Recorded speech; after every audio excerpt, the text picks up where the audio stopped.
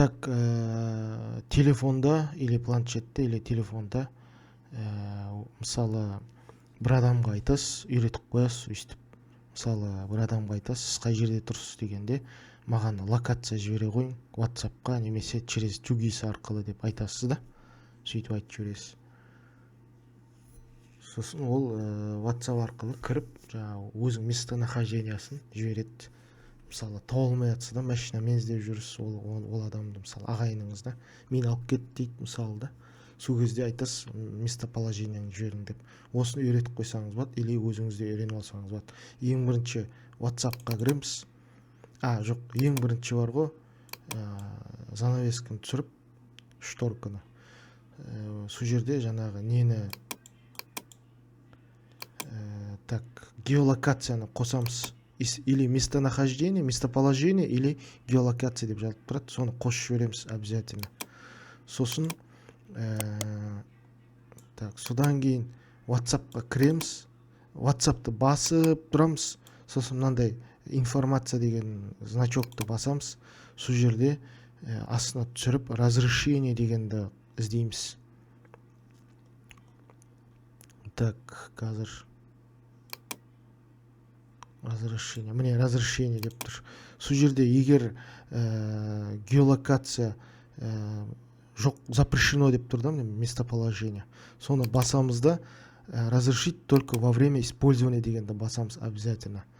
Сосын назад басамыз. Уже міне разрешеноның ішінде уже местоположение бар. Енді уже WhatsApp-қа кіреміз. Любой бір жаңағы адамға кіреміз, любой бір адамға чатқа. Сосын скрипканың суретін басамыз. Содан кейін местоположение деген бар, соны басамыз. Содан кейін отправить дегенді басамыз. Сол кезде жіберіледі. Мынаны басқан кезде сіздің өзіңіз QGIS ашылып кетеді, немесе Google карта ашылып кетеді. QGIS ашылған жақсы лучше. Сол подробнее көрсетеді да. Так, бұл WhatsApp. Енді нені қарайық, QGIS-ті қарайық. QGIS скачать етіп аласыз Play Market-тен. И ішіне кіресіз.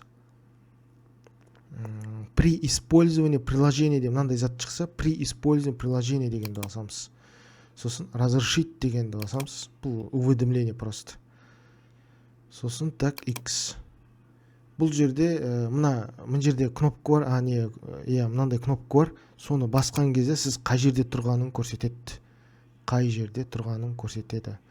Соны басасыз да, дәл қай жерде тұрсыз, сол жерде көрсетеді. Сосын үш сызықшаны басамыз. Соны басамыз да, сосын поделиться геолокация дегенді басамыз. Сосын жерде 15 минутқа қоямыз да, поделиться дегенді басамыз. Сосын WhatsApp шығады үш жерде. Жерде кіріп қою керек екен, оказывается, кіріп Google-мен кіріп, сөйтіп істеп қою керек екен. Давай Google-мен кірейік.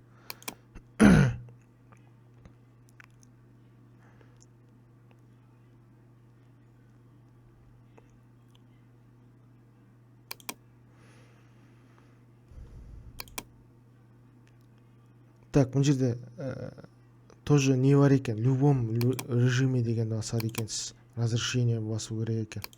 Тоже. Так, давай, бұл жерде WhatsApp дегенді басамыз, поделицадан кейін. И любой адамға жібересіз, мысалы, мынаған жібергіңіз келсе, өйстіп жібересіз, міне кетеді. Бірақ ең алдында бірінші QGIS-ті басып тұрамыз, сосын о приложение дегенді басамыз. Содан кейін астына түсіреміз, разрешение дегенді басамыз. Осы жерді қараймыз, местоположение разрешено, бәрі разрешено. Сосын жерде так.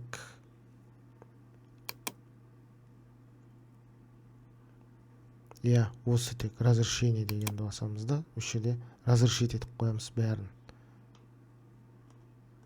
Мынаны да разрешить етіп қойсаңыз болады. Разрешить деп. Өйстіп QGIS арқылы кіріп, сөйтіп поделицаны басып, сөйтіп WhatsApp-қа жібересіз. Немесе Telegram болсын, WhatsApp болсын, любой бір адамға жібересіз.